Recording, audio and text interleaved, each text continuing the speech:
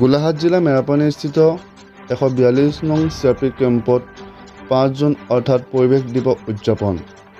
সোমবাৰে পুৱাই 142 নং CRP কেম্পত CRPF বাহিনীয়ে উদযাপন কৰে পৰিৱেশ দিৱস।